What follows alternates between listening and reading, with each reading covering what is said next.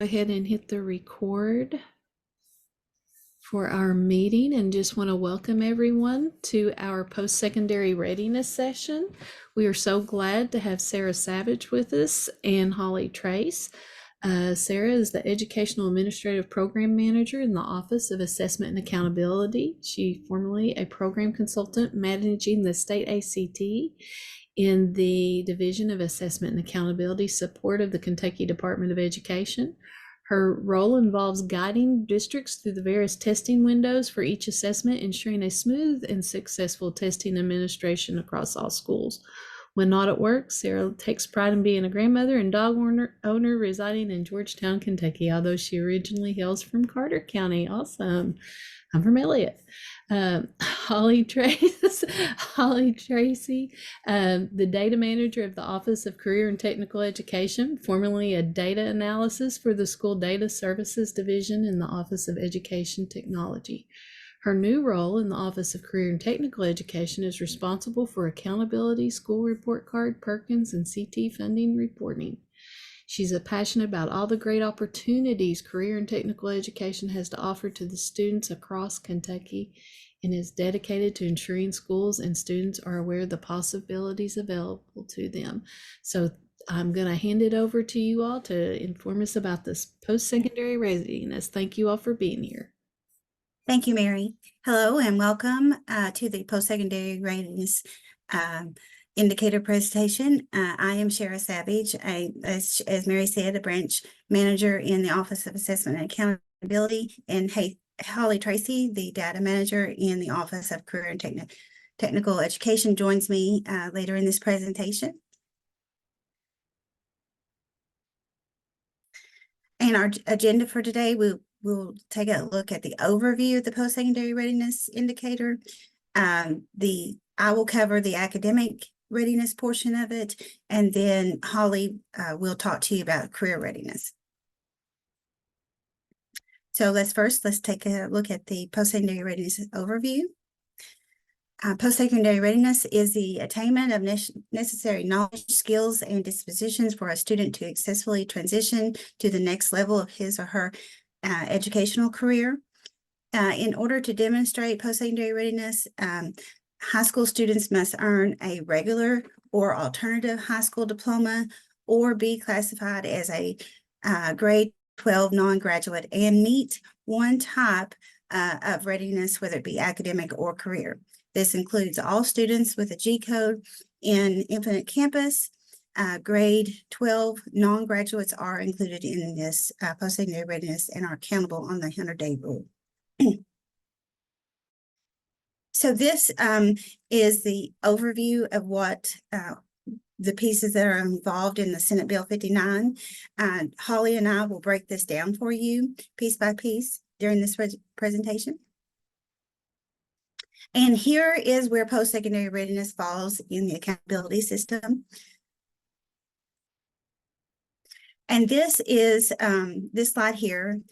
The post-secondary readiness is calculated based on the students who graduate, and non-graduate are calculated by adding the number of high school graduates plus the grade 12 non-graduates who have met measures of post-secondary readiness, and you divide that by the total of graduates plus grade 12 non-graduates. And that's just the basic formula for you. So this is how we get the status calculation piece of the accountability. And then this is how the change score comes into play. The change scores are a simple subtraction of prior year status from the current year status, which they are calculated the same way for every indicator.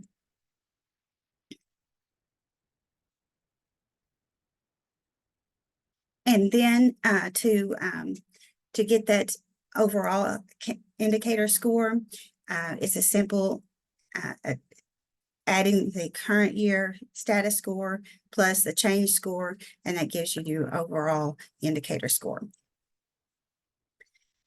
And here, an overall accountability score is generated by multiplying the indicator score by their percentage weight. The post-secondary readiness indicator is weighted at 20% of the overall score for high schools. And here's just another view for you for how the high school overall score calculation. We will just add all 6 indicator scores together to find the overall score. So now let's take a look at that academic readiness piece of the indicator. So Senate Bill 59 of 2022 requires that post-secondary readiness for each high school student be measured by one benchmark. So for example, if a student, say they take the ACT and they meet one benchmark, say they meet the benchmarks and benchmark in reading, then they have, for the academic piece of this, they would have met the benchmark and would be considered post-secondary ready. And this slide shows you the CPE, the college indicator that gives the different varieties of ways that students can meet that post-secondary readiness. They don't have to just meet the benchmarks on ACT. We also take the SAT, the Coyote, GED, college readiness, AccuPlacer, Alex, and EdReady. Now, granted, would point out to you that the ACT and the Coyote are the only 2 exams that we automatically get data for. So if a student meets post-secondary readiness in another one of those assessments, the district would have to upload a original student form NIC for us to acknowledge those scores. And at that point, I'm just showing you where you can find more the post-secondary readiness overview resource that we have created for you. It's on our KDE website. It is a valuable tool that breaks everything down for you as well. At this time, I will turn everything over to Holly to bring you the career readiness portion. Thank you, Shara. As I was introduced, my name is Holly Tracy, and I'm the data manager for the Office of Career and Technical Education. Thank you for having me today. I'm going to talk about the career readiness indicators for post-secondary readiness. All right, so there's 5 indicators for career readiness. So one is the CTE end of program assessment, or otherwise known as the EOP. You have your CTE dual credit, industry certifications, apprenticeships, where you receive a track certificate. And lastly, in new as of the 21-22 school year, is co-ops, internships, or experience-based work, otherwise known as work-based learning. Next slide, please. Thank you. All right, we'll start off with the EOPs. So the EOPs is an end of program assessment that students can sit for, and it includes an articulated credit. So an articulated credit is if the EOP has an agreement with the higher education institute that the student is going to be going to after high school. So they will receive credit for taking that EOP. Now, to meet this indicator, you must achieve a passing score on a CTE EOP assessment. A student must be a CTE concentrator with 2 or more credits, and those 2 or more credits must be on the transcript and in the career pathway that they are currently in. I have linked also at the bottom here an up-to-date list of the 23-24 EOP assessments available for students to take. Okay, CTE dual credit. So for accountability or to be considered for post-secondary readiness, a student must receive a C or higher in an approved dual credit course. So the courses are linked down here at the bottom, and pretty much any CTE course is a dual credit course. You can make that a dual credit course. It is up to the school and district to align that state course code with what is best aligned with the course that they will be taking for dual credit at the Post-Secondary Institute. Next, please. Okay, industry certifications. So you have your normal industry certifications or high demand industry certifications. So a normal industry certification counts as 1 point in accountability. A high demand industry certification counts as 1.25 points in accountability. So high demand industry certs carry more of a weight in the accountability system. These industry certifications, they are reviewed by the Kentucky Workforce Innovation Board, or known as the KWIB, on a quarterly basis. So this list that I've linked down at the bottom is updated on a regular basis, and it is those industry leaders, thank you, Sharon, industry leaders and program consultants in the Office of Career and Technical Education that are deciding what is best and what is most valid in the workforce to, be most a valued credential for students these days. Okay, next one. Thank you. Okay, apprenticeships. So to meet an apprenticeship indicator, a student must earn the Tech Ready Apprenticeship for Careers in Kentucky, which is considered track. So the certificate is officially earned once all track requirements are met and names are submitted to the labor cabinet for registered apprenticeship. So that apprenticeship is work-based learning, but it is a little different because there are certain qualifications that need to be met that are reviewed by the labor cabinet, in which the track certificate is then awarded to the student once they have completed that apprenticeship. Next slide. All right, lastly, we have our co-ops and internships. Now, these are tracked in Infinite Campus newly. So to be considered for co-op, or for it to count for accountability, you must have 300 hours or more of on-the-job work experience, and it must be a successful work experience. So that student must have had to have passed that work experience and gained more than 300 or more hours. And we have a nice FAQ linked here in the slide that has all your answers to many of the common questions that we get asked. This FAQ is great for if you want to look at the statute. It has links to the eligible course codes that are acceptable for co-ops and internships. It also has a link to an application for those that are requesting a co-op or internship that is outside of an accepted eligible course code. So if you have a student that is in a co-op or internship and you're like, well, that doesn't really match any of the course codes that are listed in the FAQ that are linked in there, then you're going to want to submit one of those applications that will then come to OCTE, and that will be reviewed by the Board of Education. So that is linked on there, excuse me, and it is linked on the website.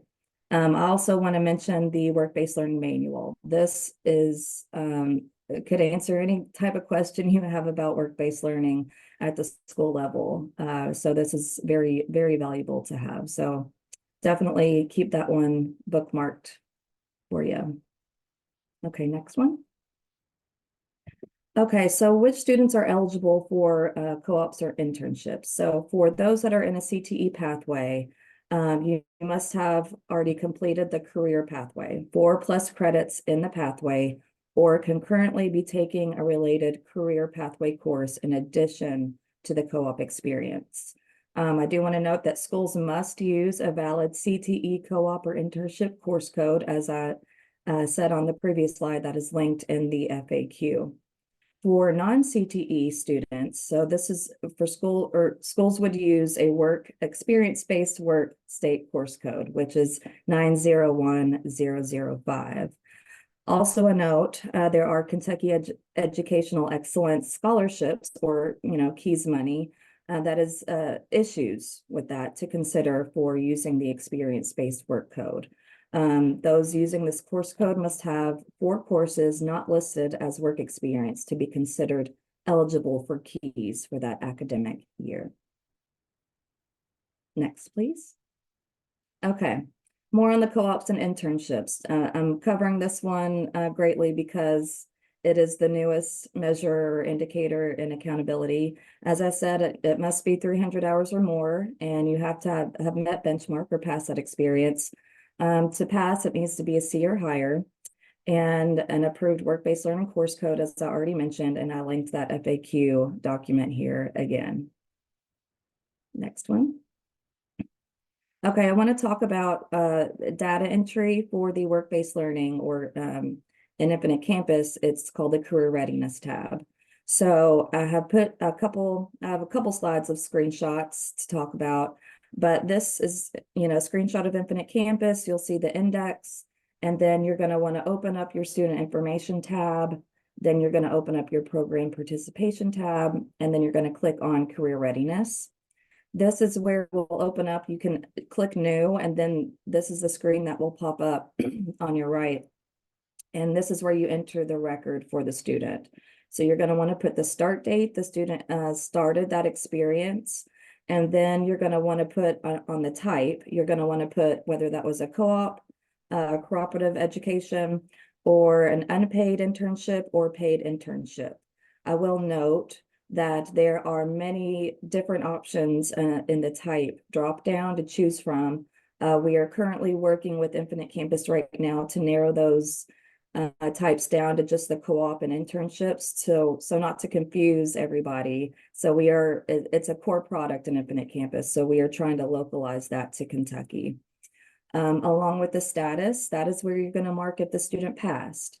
Currently, this is a drop down that only includes pass or a blank. So this is another thing that we are trying to localize to Kentucky. In the future, which is hopefully coming this year sometime, the status will have a pass, in progress, and fail. So you're able to update the student's record, like they might have gotten the 300 hours or more, but they did not pass the experience. Their employer said no, they really didn't. It wasn't a good experience with the student, so no, they failed it. So this is where you can be up to date on, did they pass? Are they still in progress? Because you can have a work-based learning experience across 2 years, if you will, if they qualify to do that. So this is where you can update that status to ensure that you are tracking the student correctly. Then you have your career cluster, which is a drop down, and you choose the career cluster that the course goes with, or the experience goes with. And then you have your hours drop down. So your hours, you can range from 0 to any amount of hours that you want to put in there. And you can update this record as you go, or you can update it at the end of the year. That is up to the school, up to the district on how they want to update those records. Next, Sharon. Thank you.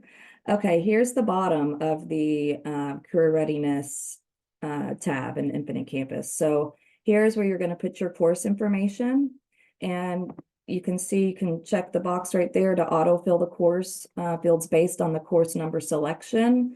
I would recommend filling in the state course code. You can't go wrong with filling in the state course code first, because you know from that eligible course code list which ones are acceptable. So start with the state course code and then populate everything else, the course number and the course name.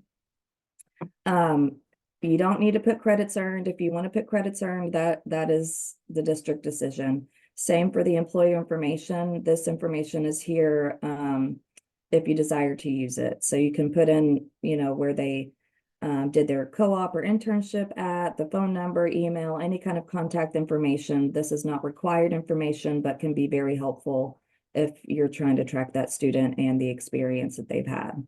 And then when you're done putting in the record, you click save at the bottom and you're good to go. Next. Okay. So I do want to mention something that's exciting for districts across Kentucky, and that is a post-secondary readiness report. There's currently something already out there in Infinite Campus, and it's very outdated. And so we are working on revamping it, and we are also changing the name of it to align with, current post-secondary readiness. It used to be called transition readiness, as a lot of you know. Now it's post-secondary readiness. So we're updating the name to that as well. So this includes both academic and career readiness indicators. So everything that Shara talked about at the beginning of her presentation and the indicators that I've talked about for academic and career, will be in this report. So you're able to monitor those students. You know, have they met benchmark on ACT? Have they or on the Coyote? Do they have a work-based learning experience? You know, that type of information to help track those students who are already considered post-secondary ready or those that are not considered yet. So you're able to help move them along and see, you know, where are they at in their progress. I do want to note that this report is not an indication of accountability. As Shara pointed out in the beginning of her presentation, the Office of Assessment Accountability, they do their own calculations on accountability. This is only as a tracker to help your school keep track of those students and see where they are in their progress. So I have linked the post-secondary readiness overview for the academic and career requirements for your reference in this slide as well. And I don't think I have another slide, Shara, do I? Okay, yeah, we're good. Yeah, so that concludes my part of the career readiness indicators. Yep. So if you have questions, I don't know if we have time for questions, but you could always email us or give us a call, and we'd be glad to answer any questions that you may have. Yeah, any questions, put them in the chat or speak up. Be more than happy to help.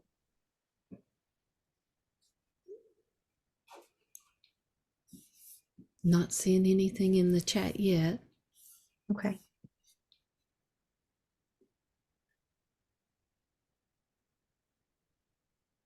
Well, then, Mary, we will turn it back over to you then. Oh, thank you so much, Sarah. Is that the correct pronunciation? I'm so sorry. It's okay. It's Shara. Shara. Okay, there you go. All right. But thank you all so much. Wonderful information with your post-secondary readiness. That's a lot. And I did drop the slide deck in the chat, the link to it for the participants. So if you all have any questions, feel free to unmute or to drop questions in the chat. But I think we have actually, you all have finished up just a little bit early. Good job. Awesome. 11:10 is when the session is to be finished. So wonderful job of finishing up. I am going to drop in the chat the evaluation for the EdCamp. If you've already pulled this up, you don't need to pull it up again. It is one form for the whole day for you to be able to get 3 hours of ELA credit or 6, but you can just kind of have it open in one of your tabs so that you can go through and fill out information as the day goes on and then submit it at the end of the day. We will, you can submit that at the end of the day and get your ELA credit on this very cold, snowy day. But if you all have any questions, please don't hesitate to ask. This might be a really good time to take a little stretch break, get up, walk around, grab another cup of coffee. You can go ahead and click leave room. You don't want to leave the meeting, because if you leave the meeting, that just gets you out of the whole thing, but you want to leave the room. And you can go ahead and be getting ready to go to your next meeting, to your next breakout session. So wonderful, wonderful comments and topics today. And I will